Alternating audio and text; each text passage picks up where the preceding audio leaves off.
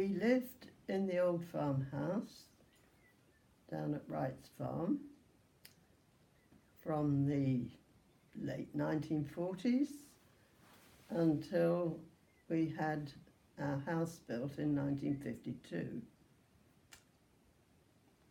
Other people in the village were much more fortunate because they had electricity and running water. We did not. Cooking, yes, and I wasn't an expert cook by any means, as I was very young then, 21, 22, 23. Not an expert cook at all. And in our living room, also our dining room, there was a very old-fashioned range. And of course there was a fire with a grate, and there was an oven beside the fire. I'd never even seen one of those before, let alone how to cook with it. And the first thing I tried was a small piece of roast meat.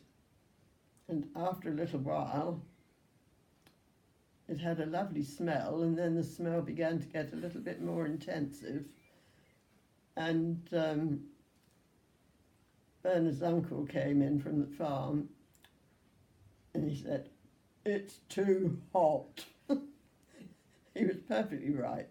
So out came the meat very quickly, and I don't think I attempted to cook anything else on the range.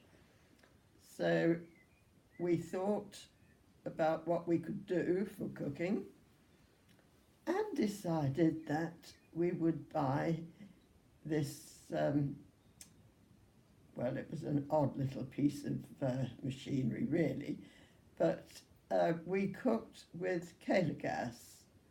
We always had 2 canisters.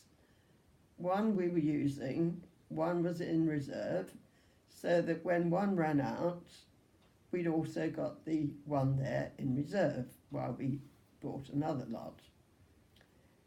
This cooker was sort of on legs. It was made of metal,